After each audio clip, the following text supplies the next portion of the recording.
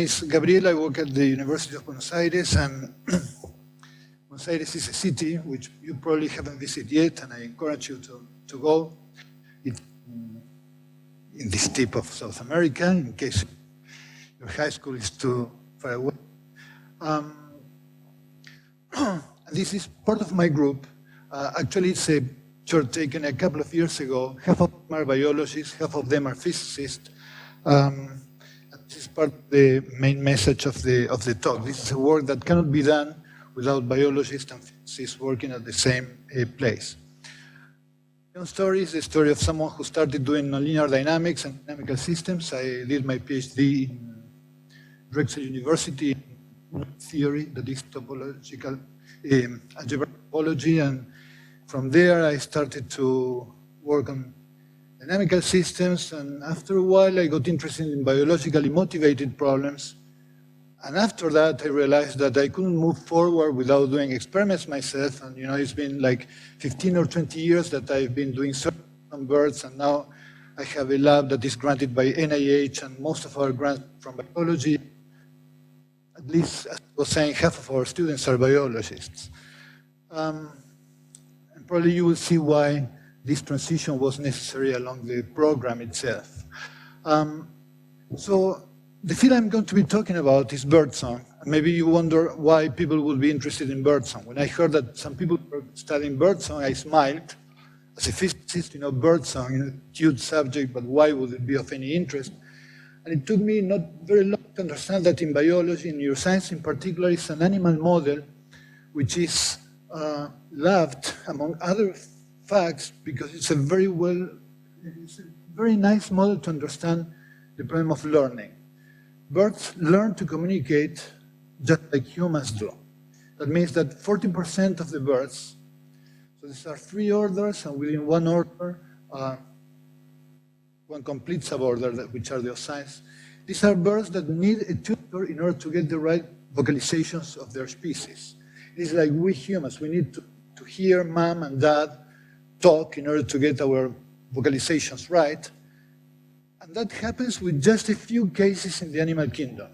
It happens with cetaceans, like dolphins or whales. It doesn't happen with, I don't know, monkeys, for example. And then you have the desert, and you find this animal model, which is songbirds, with 4,000 species that need a tutor in order to get the right communication. So in order to understand how a brain reconfigures itself during the process of learning, something that is very complex to do, which is singing, right? They will sing weird. For example, if you deafen a pigeon, then it will sing no matter what. A pigeon doesn't need to hear another pigeon in order to do the pa-pa-pa that they do. But if you deafen a canary or a finch, then they will sing weird things that don't sound like the song of their own species. And you can train birds with tutors of another species, and they will sing very differently. So it's not that they don't sing at all, they will make sounds, but they won't be able to combine them in a way that will allow them to get a female, for example. Yeah. And why dynamicists would be interested in that? So my own introduction to the topic was that I thought that maybe as a physicist I could contribute with something very small, that is something related to the biomechanical device that the birds use in order to generate the sound. So that was my first question. So how much of the complex features that the birds need to learn are actually learned and controlled independently by the brain, and how many come together in a package once that you understand that the avian vocal organ is a nonlinear device? Because you can generate very complex instructions if you have to control all these acoustic features differently, or maybe some of them come in packages trained by the nonlinear nature of the avian vocal organ. So that was my first question. But then I understood that in order to address the question, there were other interesting questions, like, for example, how pertinent it is to reduce dimensionalities in biology. When you come from nonlinear dynamics or you come from physics, you want to reduce your problem, you want to be smart or rigorous by finding the basic mechanisms. And can you do that? When start to lose pertinence? And in the discussion session today, I want to take this topic again because this is a typical problem when a biologist meet. Have different criteria of what is to be serious, right? For a physicist, it's being rigorous, it's understanding the basic mechanisms, but then a biologist studies everything in the framework of evolution, and therefore, something that for you is a detail, for an animal is the difference between survival or not, or the key for its speciation, right? So it's a delicate subject. How do you work at reducing dimensionalities and finding basic mechanisms in biology? In other words, if we can translate from physics this idea of making progressive modeling towards solving a problem. So a few landmarks of the field of birdsong. So this started to be systematically studied in the 50s, when people could make graphic representations of songs. Before, of course, it was known by many studies for many hundreds of years that some birds need a tutor in order to learn their right vocalizations. But it wasn't until the 50s that Peter Marler could build sonograms. So you would do some Fourier transformation of little windows and slide them over time, and then you will get the signatures of the notes. And if you have a downsweep, you will have this like pictorial representation, like a pentagram, but in a continuous way, right?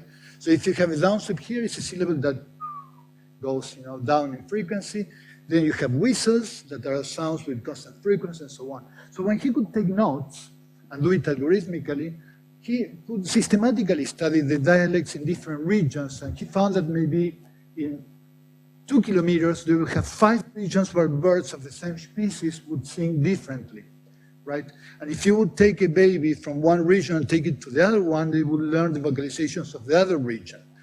And then if they would move, they would be attacked by the people that were singing similarly and so on. So neuroethology evolved a lot with experiments based on this simple technology of being able to record graphically the sounds.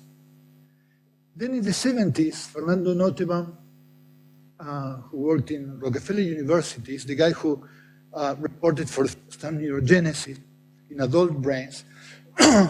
He realized that the song system, that means the regions of the brain that were necessary to produce the song, very well localized within the brain. There are these regions that in this, with this treatment can be seen like spots. They have like maybe 500,000 neurons each. They are interconnected, and if you lesion them, the bird doesn't sing. Then there are other sets of neurons that are important for the learning. But part of the song system, that means the high vocal center, robusta orchestratis, the respiratory nuclei, and 12, these are nuclei which, if you lesion them, the bird doesn't sing. And in the last 15, 20 years, we've been able to put electrodes in birds while they're singing. So now you can monitor while the birds are behaving, you can see what the neurons are doing. And I'm going to be talking about these techniques, if I can, later. So when I started, I said, well, I wanted to know how much of the complex features of the song come from the biomechanics of it. What do I mean by that? Well, that if you take a song like this one, this is the zebra finch, this is like the harmonic oscillator of the birds, because the thing with these birds is that if you put a male and a female, then you are going to have babies no matter what time of the year. That allows you to have experiments all over the year, which is very important because for other species, grad students have to stay and measure all the summer because they will sing from only the summertime. So this bird alternates in this half a second very pure tones, which are spectrally very pure, okay, with things that are harmonically very rich. So if you start to make noises, if this bird starts to sing, it will alternate sounds which are spectrally very different. How does he do that? Well, this is the avian vocal organ. So the order 0 of the problem. The bird doesn't whistle, okay? What the bird does. What the bird does is more similar to take a human producing a voice sound, okay, and then you scale it down. Instead of 1.8 meters, you make it 10 centimeters, and then the 100 hertz of your A will become the 1 kilohertz of the bird. And the physics is the same. So instead of having vocal folds, they have labia, and they have two pairs. Instead of only one, they have two pairs. These are the juncture between the bronchi and the trachea. And the configuration of the syrinx is controlled by these huge muscles here, which are intrinsic muscles. This is syringalis ventralis. When this muscle is contracted, the distance between these annuli will get larger, and the labia will stand within here, going to be stretched. And when you stretch the labia, the restitution of this tissue is going to be higher, and therefore the frequency of the oscillation is going to be higher. So what the bird has to do, basically, to generate sound is to send air through the bronchi and control the tension on the labia at the same time. Therefore, you're going to be producing sound, and you're going to be modulating the frequency. So the very first models that we did with this dealt with doing a modal expansion for the labial motion. So two modes of activation are necessary. One is a lateral one, the other one is a labial one. And when you do the calculation of which is the position of a midpoint in a labium, and you write Newton's equations for that, you end up with a very simple system in which the control parameters are two, of syringeal pressure and the tension that I was talking about. Time-dependent parameters that control many of the vocalizations of the bird.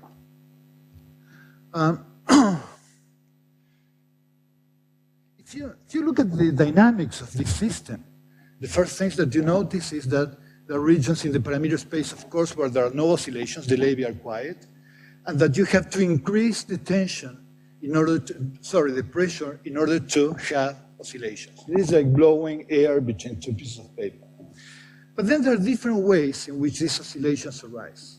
One is the typical Hopf bifurcation, where oscillations are born with zero amplitude and a very well-defined frequency. And the sounds that are going to be generated when you have an onset of an oscillation that is a Hopf bifurcation is going to be a tonal sound.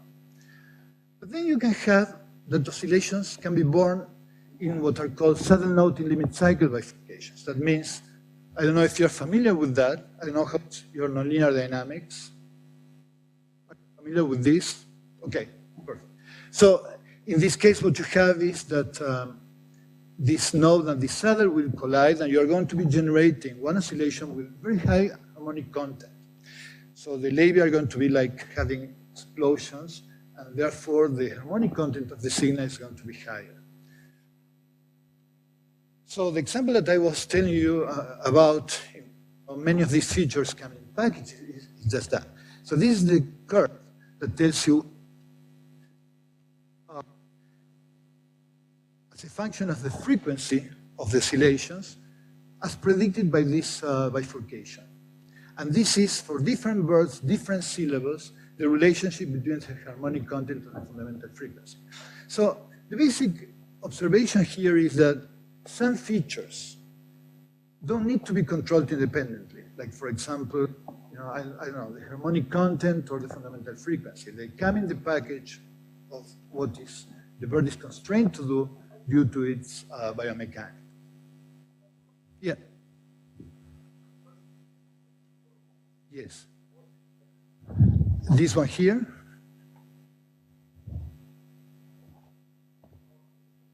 This one here. Okay, so X would be the mid position of the labium of the membrane. And this is just Newton's equations. X dot equal the velocity and the force. And the acceleration would be 1 over m times the forces. And the forces would be the restitution, because it's an elastic tissue. This is going to be the dissipation. This is going to be a nonlinear dissipation, because when the labia move too far away from their rest position, they're going to be hitting each other or hitting the walls. So you have a nonlinear dissipation. And this is the pressure that you compute when you do the calculation of what happens when these two modes are active. Because basically what happens is that in order to gain energy from the airflow, you need that when the labia present a convergent profile, they're moving away from each other, and that when they are approaching each other, they present a divergent profile. Therefore, when they are approaching each other, the pressure is similar to the atmospheric pressure, and when they are moving away from each other, the pressure is the subsidential pressure, which is higher, and therefore you have that the force goes in the same direction as the velocity, and therefore you transfer energy to the labia. So this is the only calculation that you do as a physicist, if you want, and this is just Newton's equations. And then you study x, which is the size of the departure from the equilibrium, and then the flow is the average velocity times the area. That means that this variable is proportional to the fluctuations of the airflow that generate the sound. So if you want to synthesize the sound, basically you have to find this variable x.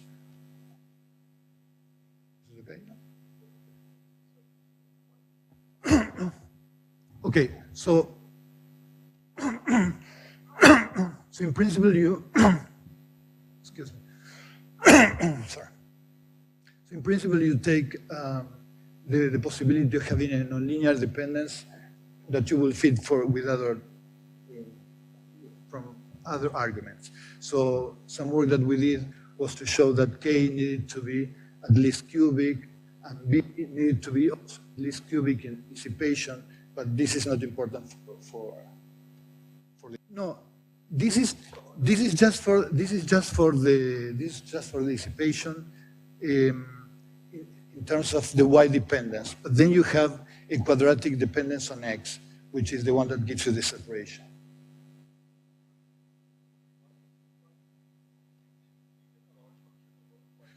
No. This would be an even function multiplied by Y, yeah.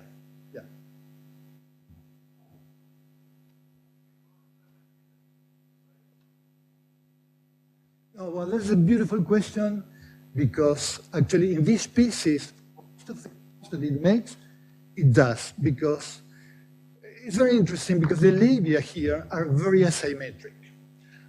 So in principle, it's not obvious that they will synchronize. For most of the sounds in here, you can directly observe that they move synchronized. But then there's things that show that there are some phase drifts that appear for some high frequency sounds that can be explained if the pressure is not high enough to have them synchronized.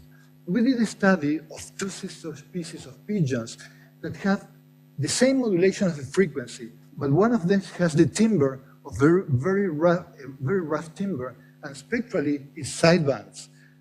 That could be explained if the two labia wouldn't synchronize, so we made the predictions that there would be an asymmetry in the labia, and for that species, we did surgeries, and they are asymmetric.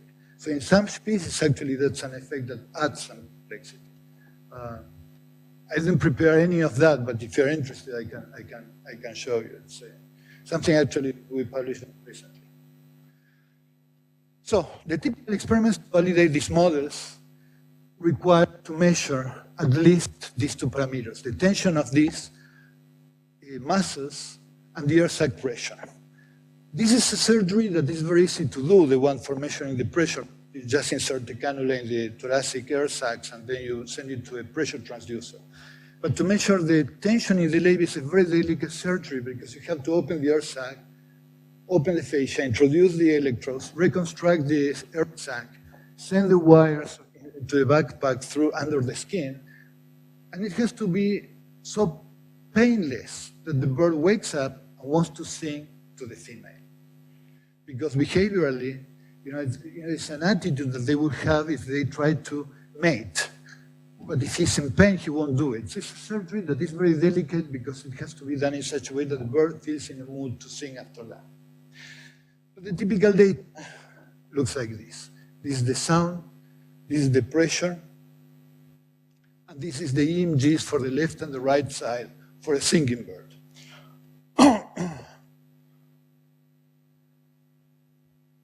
What? Yes. They seem very synchronized, and most of these, okay, so these species, what happens is that most of the syllables are generated with the two sides simultaneously, and that is reflected in this observation that you make. They will do eventually some sounds with only one side. And it's very interesting because the way in which they do it is they just close one of the two sides. So the gesture, in terms of what happens to this muscle, is still very similar if it's not used to generate the syllable. So the information that will be necessary here to add is of the muscles that are this one here, the syrinx dorsalis, which is used to actively close one of the two sides, which is the way in which they will manage to select with which of the two sides will sing.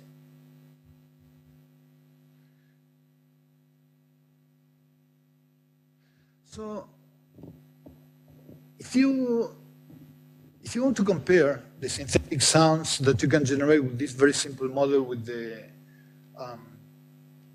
recorded sounds, all you can do is the following. You can try to fit the fundamental frequency, plug them into the model, and if we're correct, the harmonic content and all these acoustical features are going to be taken care of by the model itself. So what I'm going to be doing is that I'm going to take the birdsong song, I'm going to be reconstructing the frequency and then plugging it into this model to see how it sounds. And this sounds basically like this. Okay, this is the song. This is all it does. So the bird has to learn to do that. And it will practice every day, all day long. Then when the female is there, it would look at her and in a very precise manner sing that song. It's all it does every day, besides eating. So you can imagine what my laboratory is like. You know, it's many of these all the time. Okay. Okay. The synthetic model. So the question is, how do you test this? How do you test these models? Because what we did at the beginning was, yes.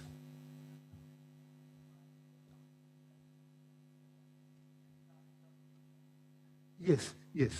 So what you do is, you have two time scales in here. You have the time scales of the memory, this in the order of the kilohertz, and then you have the time scale of the parameter modulations. These are in order of the 100, 300 hertz. So this is what you modulate. And then you plug them into the model, and the fast dynamics is altered by this load. Yes. Exactly. So the first experiments were like, okay, let's take a bird, the muscle instructions and the pressure instructions to the model and see how it sounds, and it sounds more or less like this. Reconstruct the fundamental frequency and plug it, reconstruct these parameters, and then synthesize the song. But the problem is, what does the bird care? Does the bird care about this? So one way that we decided to go in order to explore this is to take advantage that in some regions of the brain, the auditory information and the motor information get integrated. This is in the high vocal centers. It's one of the regions that I was showing you in the first slide. And there you have neurons that are highly selective to the birdsong song. That means that if the bird is listening to someone else's song, like the tutor or a neighbor, the neurons won't spike. But if the bird listens to its song, then these neurons will spike. When the bird is sleeping, in some species, also during the day, but for this species, only if the bird is sleeping. So let me show you an experiment of a bird. Okay, so the first movie is going to be a bird that is singing, and we're going to be listening to the song in simultaneous with the spiking activity of one neuron in the high vocal center, okay? Then we're going to be listening to what happens when the bird is sleeping and listens to its own song.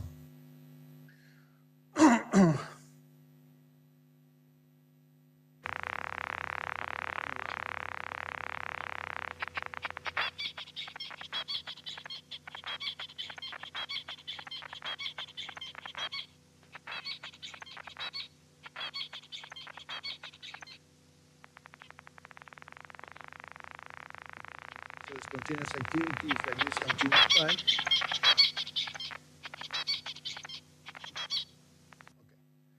while the bird is sleeping,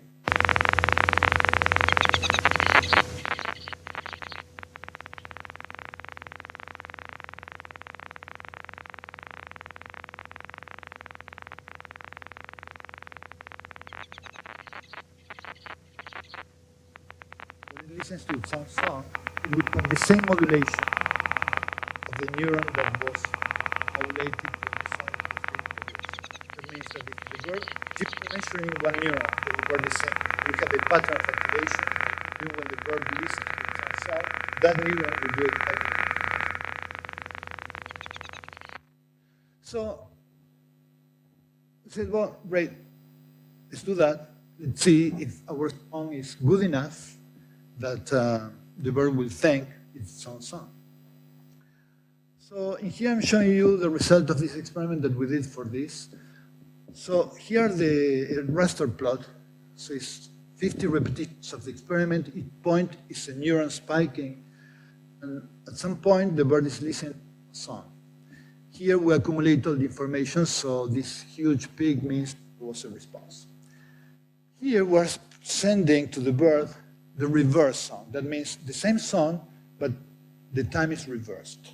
So it's the same frequencies, but in an artificial way. And this is the neighbor, someone living in a cage close by. As you see, there is no response to the conspecific, no response to the own song in reverse, and a huge response to the person's song. So now the idea was to ask whether with the synthesis of this low-dimensional model, we could get a response.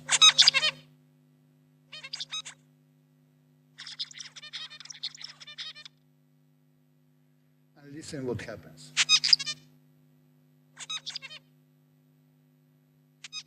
Nothing.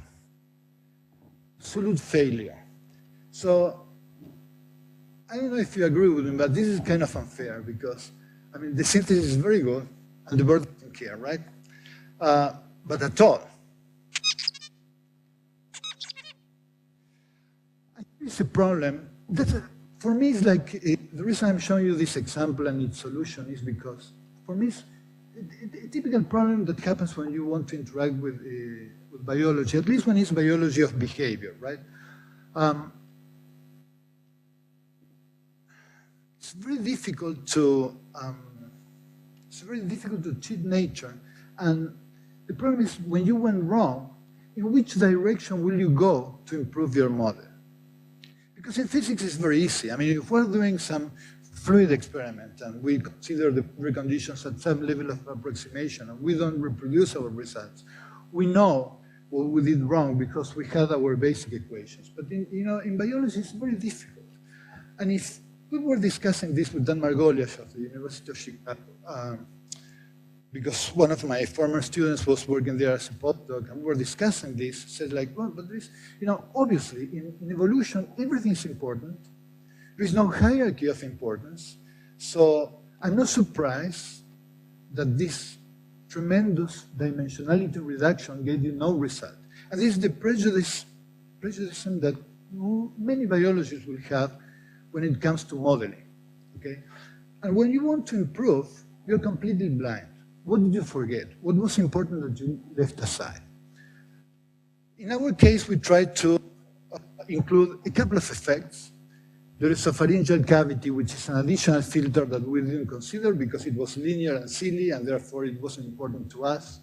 And some level of noise in the parameters, because actually when you measure, you have all this very, spike in activity, and the envelope that you need would be the average of many fibers, but these masses aren't very huge, so therefore when you do actually the average estimating how many fibers that you have, you're not going to have this spike in activity, and you're not going to have a very smooth time dependence of the parameter side. And when you do that, now you get a response. So the synthetic sound and the birdsong song, to our impression, exactly as good as before, but for the bird, it's a huge difference, a huge difference.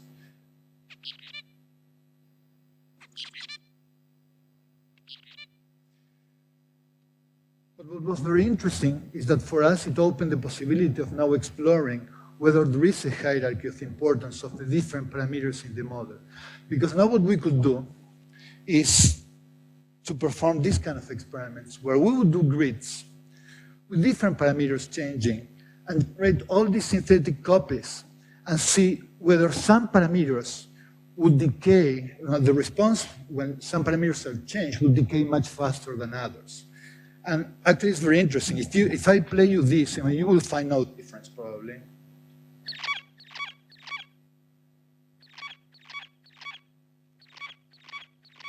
Okay. But the bird does.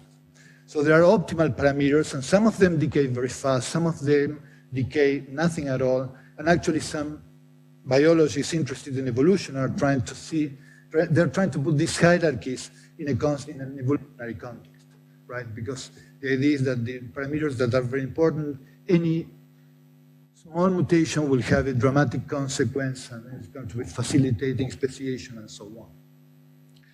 So for me, the good idea or the message was that yes, there is this complexity, but there is still a hierarchy of importance that we can quantify and we can model and we can work with low-dimensional models, but of course always in interaction, in close interaction with experiments. But now, this assumption in all this, in the talk so far was that, right.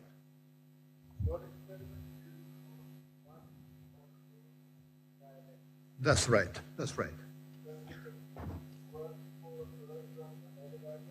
Right, so the dialects are expressed in basically how you will combine syllables, and this is at the level of the acoustic content of each particular syllable.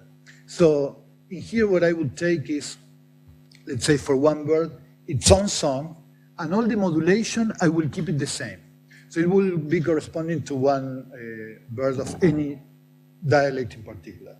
And I will work with the parameters of the model that affect the acoustic features of the sounds. So it's for each bird within its own dialect, within its own combination of syllables. If I do something as dramatic as to change the syllable organization, like it would correspond to someone from another dialect, there will be no response, even if you do the right acoustic features. Yeah.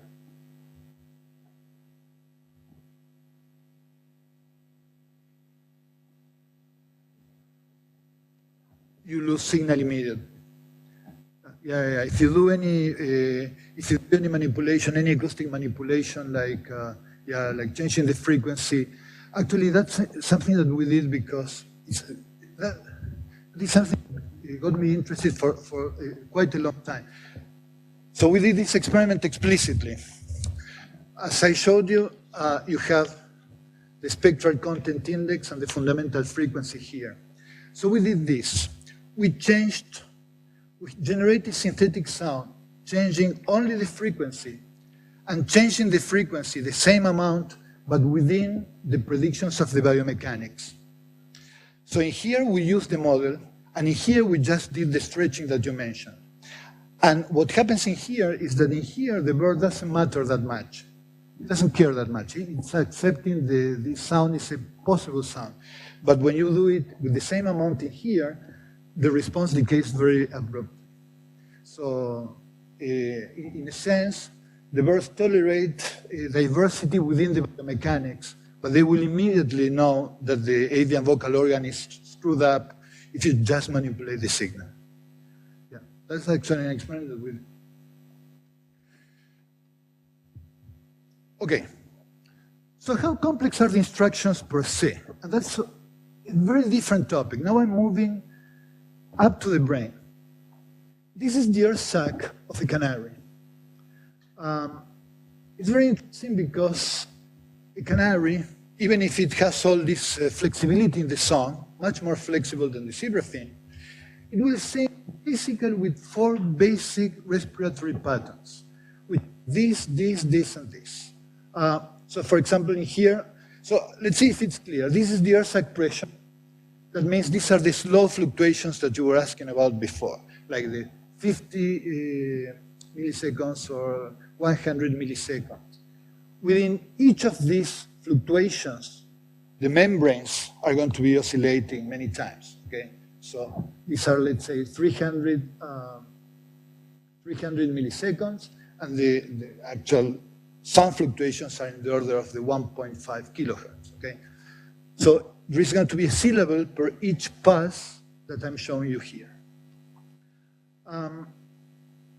But when you look at this, and you come from the field of nonlinear dynamics, it's very defined because you know exactly how to generate this time series.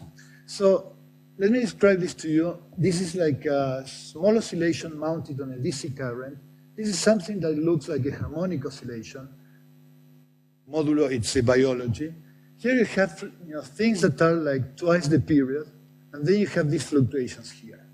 This is the synthetic sound that you generate when you take the basic, the most trivial model of a neural oscillator, that means a excitatory population of neurons coupled to an inhibitory population of neurons, and you force it.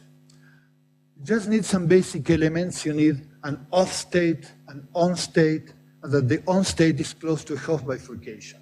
And with those elements, you can move in parameter space in a simpler way and generate this time series. So the question was for us, is it possible to build a model in which the activities, in which the variables are the activities of the different areas of the sound system that I was showing you before, such that the expiratory related area has an activity that fits the recorded pressure? So the challenge now is to take this information that we can get from the anatomy and see whether we can write a dynamical model, a very simple one, to describe the average activity of each of these populations so that the outcome is going to be what we record. And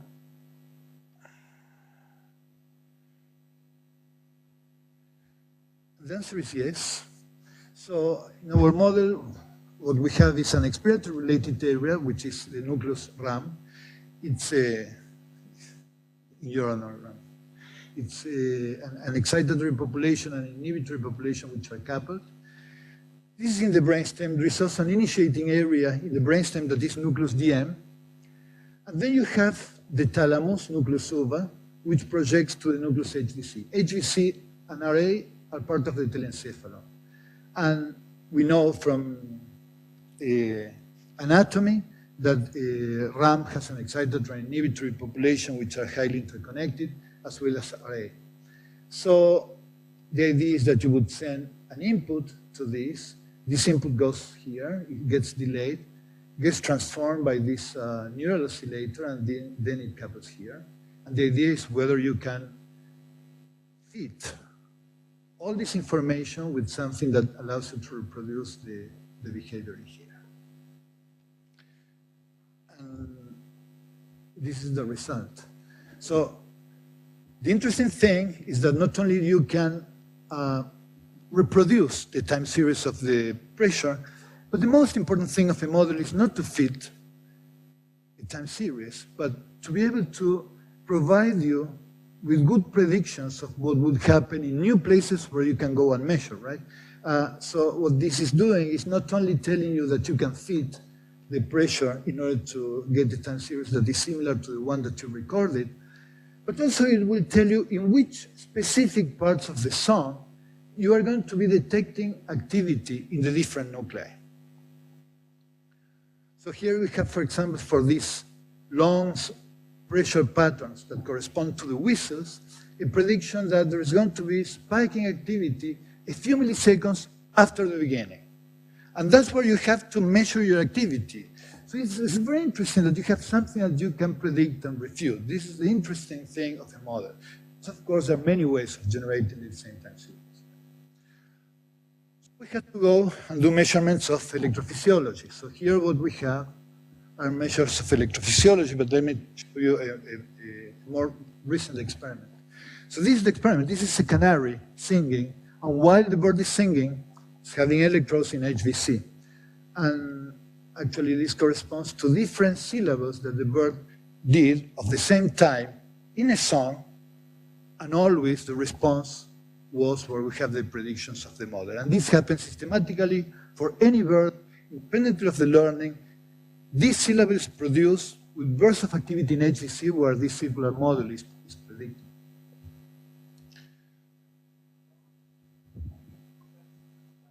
Yes. Okay, so in here you have the sonogram, that is the sound that the bird is producing, a constant frequency. And here you have the spikes. So so for example, here, it did, in the same part of the song, it repeated 1, 2, 3, 4 times, 1, 2, 3, 4 times the same syllable. So it's in the same color because it's in the same part of the song. Then it did some other syllables and something else, but then it began to do this syllable type again during the song, so I changed the color. So this raster plot corresponds to all the times that it generated this one bird, this thing. Interesting is that when you measure that in other birds, for the P0 solution, you get exactly the spike in the same time. Yes. So there are many ways of defining syllables, but the way in which I do it has to do with the kind of pressure pattern that was used to generate it. So when you take, so one work that we did at some point was to take, for many different birds, very long songs, and take the pressure patterns and do some singular value decomposition. And you can get a pretty easy separation in these 4 clusters that I'm showing you here.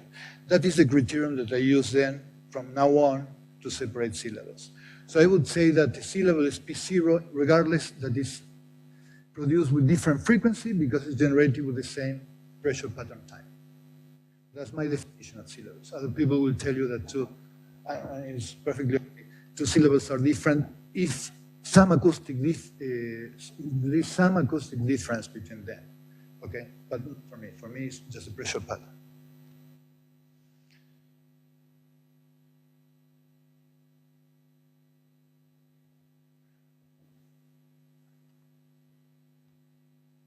Okay, and now I'm going to show you a different kind of experiment that also was very nice.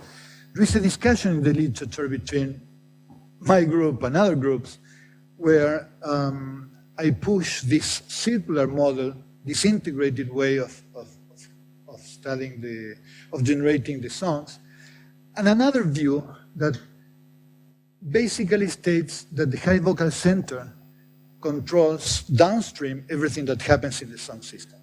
And these friends, colleagues, devised this experiment that consists in cooling locally the high vocal center, and as a way of showing me that the high vocal center was controlling the timing, they conclusively showed that the time gets altered, and the more you cool the brain, this region of the brain, the longer you stretch the song.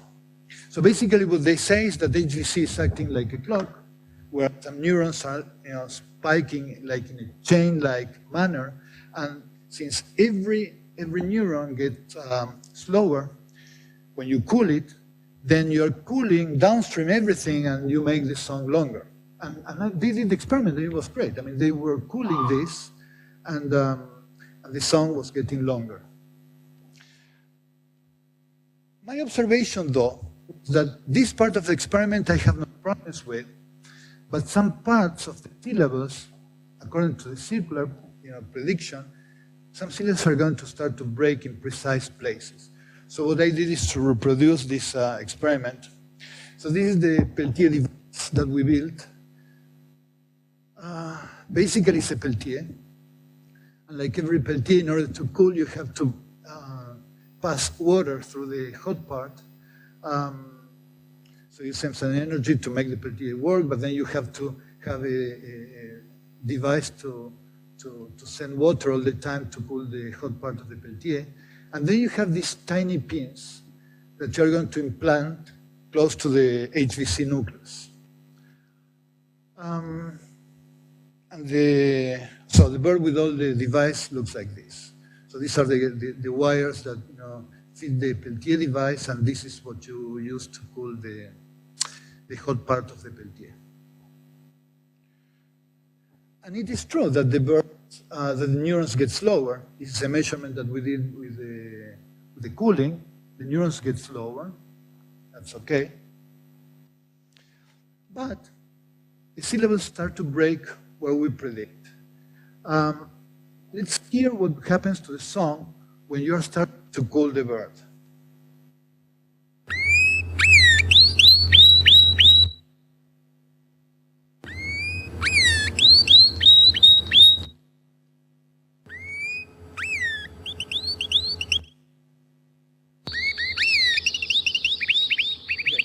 So what's going on here? Basically, that all these long patterns begin to break in a very specific place, which is due to the fact that when you cool, not only you make longer this pulse in here, this burst of activity, but also since you're cooling the connections from the thalamus to HVC, you separate the first part of the song, which is controlled directly from the initiating area to the brainstem, from the second part. So basically this minimum here starts to get deeper and deeper and deeper and eventually breaks. So, some conclusions.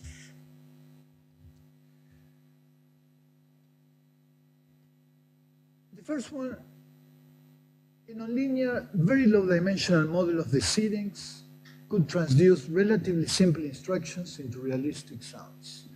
For me, that was cool enough, because if you're telling just an experimentalist that not every acoustic aspect is independently controlled, but some of them come in packages because of the nonlinear device that the bird is using to generate behavior, it's very important because behavior emerges when a nervous system, a periphery, and an environment interact all together. And it's typical in neuroscience that you will have a just central nervous system view where the nervous system controls everything like it's a robot, right? And it's not. Like, for example, what you were asking before, the asymmetry, does it have some acoustics difference? Yeah, it's dramatic. And there's nothing to do with it. It has nothing to do with the brain. It has to do with the biomechanics. Now, there seems to be a hierarchy of progressive simplicity. Those relatively simple instructions are not arbitrary. They are also the solutions of low-dimensional ordinary differential equation. And for me, this is very exciting. So I don't know if my model of the brain in ocine birds is correct or not. But I know that the output is something that you can generate with a very low-dimensional nonlinear system. So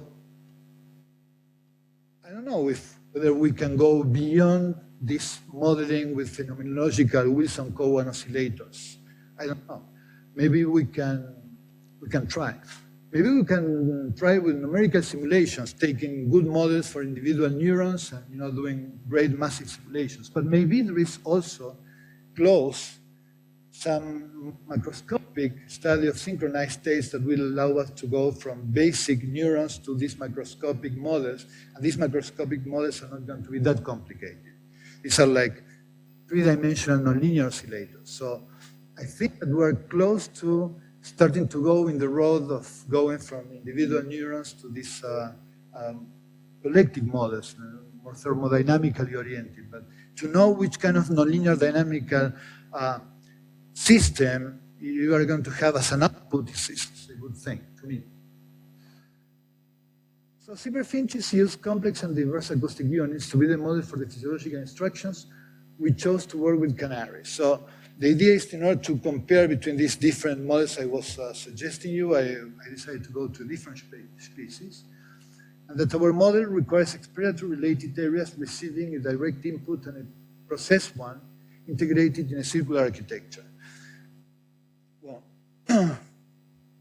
it is not trivial to know whether the telencephalon is to take over the brainstem or not.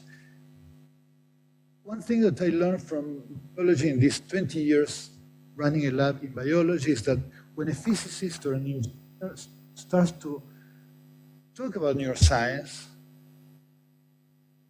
there is one thing that we always have to remember, that is evolution.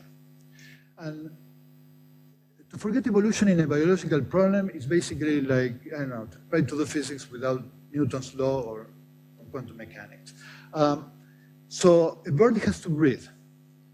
Then maybe some birds will also sing. And then maybe some birds that sing will also learn to sing. So it's very dangerous to make a model where you have the telencephalon controlling the brainstem, because the bird could learn to sing until it dies, right? The bird has to all the time have information in the telencephalon of what's going on in the brainstem, because that is what is controlling the respiration. So this is the kind of thinking that if you don't work with the biology, you can all the time, right?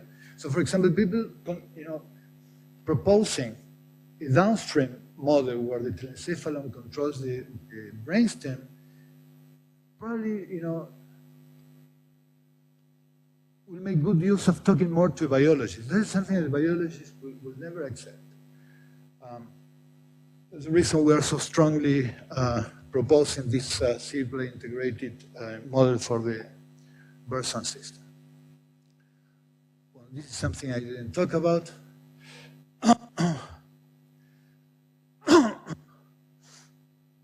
And in another line of thinking, maybe more related to what we're going to be discussing later, physics and biology, the paradigms are not necessarily incompatible.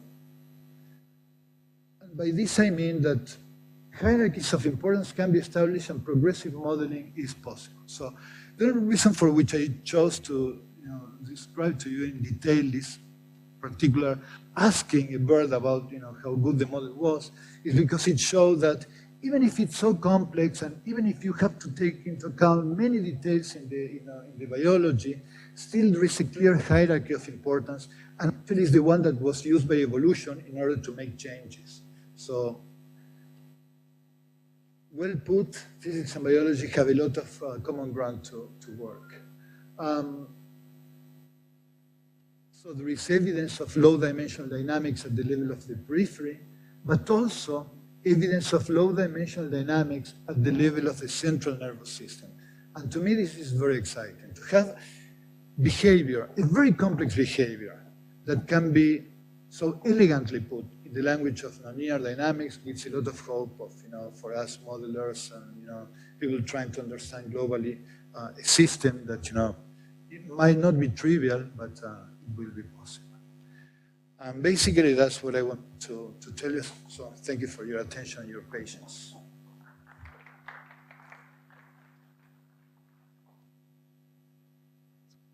Yeah, we have time for a couple of questions.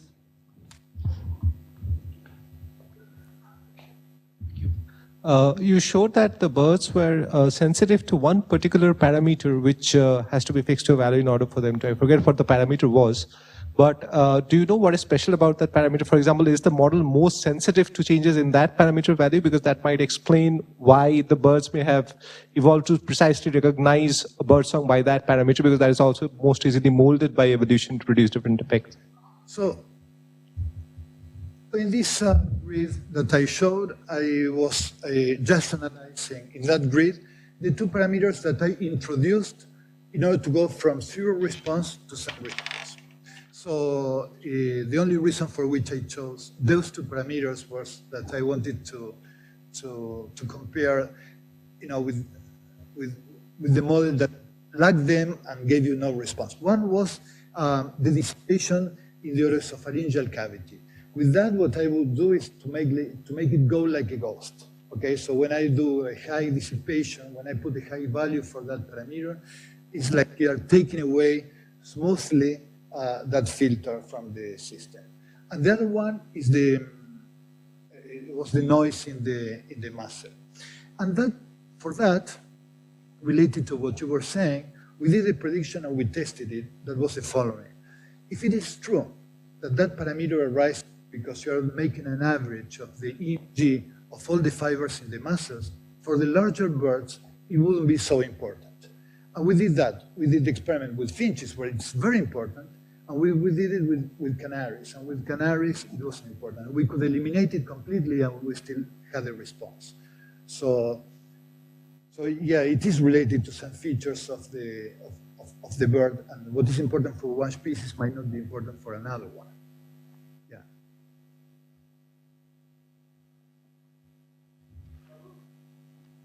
At the beginning, you said that you use birdsong as a sort of as a paradigm for learning. Right. Yeah. What do we learn about learning? Okay. So there is a lot that has been learned about learning in this particular. For example, one thing but let me tell you that none of what I do here has to do with learning, because my vision of the subject is that we have to understand the sound system first to then make the go into the learning. The basic assumption is that you have this model for generating this activity, and then you have a different circle of nuclei, which is called the anterior forebrain pathway, that receives a copy of what is being processed by the sound system and sends error signals or reinforcement signals to the connections that are part of the sound system. So this is basically the order zero of what people are thinking.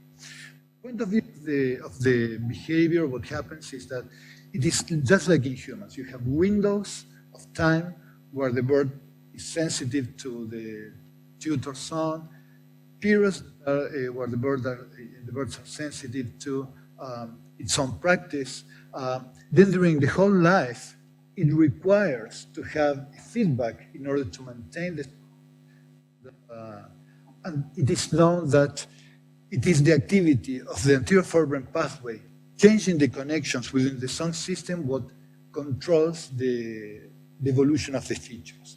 But the details of the coding are not known. For example, it is not known where you code for errors or reinforcement, and it is not known which is the role of night. One thing that we're studying now is what do birds dream about, and why does it matter for the learning? And we know that it's very important. If you interrupt the dreaming of the birds don't sing as well, and they don't learn properly, and they make more mistakes. But that is still work in progress. So the actual coding that is affecting the learning is still not known.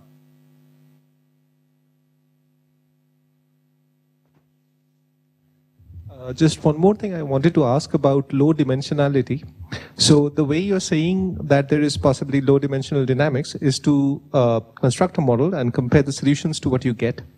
The other approach would be to actually take the data and apply algorithms that exist, like the GPA algorithm and so on, to find the effective dimensionality of the model. If you do that, do you expect to get a low dimension as well? Well, there is a big problem with trying to do that. It will be great. But there is one problem, that is the following. The problem is that the sound system in general, but most systems will have the same problem. You will have neurons that are part of the sound system because they are projecting to each other, and they are going to get involved in your model, and you're going to be having neurons that have a qualitatively different role, which are the neurons that are the interconnected neurons, the inhibitory neurons that make no global connections outside the nucleus. The problem is that when you measure, it's not very easy at the beginning to know which neurons are going to be projecting neurons and which neurons are going to be interneurons. For some species and so on, you can morphologically do it, and you can separate them, but in principle it's very difficult. For example, when we want to know whether a neuron, for example in this case,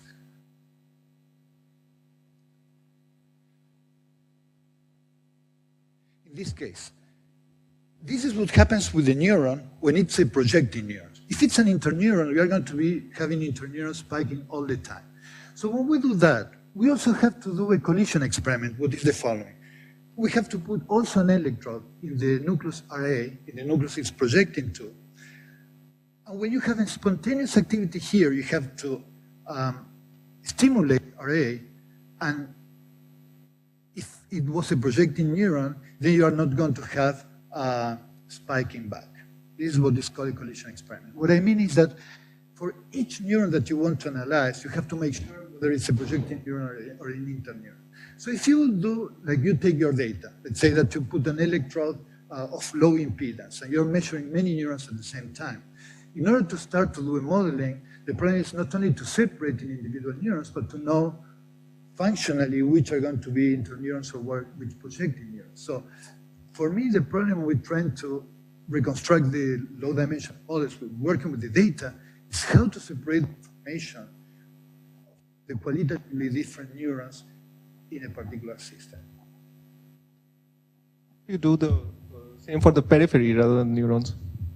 Well, in the periphery, you get all this information integrated. Like, for example, in the case of the pressure, you get the average activity of, of all these fibers all together. And if you do it EMG also, you get it integrated. So actually, we do that in sleeping birds. We do measure the activity of the DS as a proxy of what happens in the nervous system. So at the level of the periphery, you can do it because you have it averaged already. I don't know if I'm answering your question, but... I mean, it's also possible for the periphery itself to be low-dimensional, even if, there's an underlying high dimensionality, it can be washed out. But I don't know. I mean, maybe I don't understand it fully. So maybe we can talk. So if there are no further questions, let's thank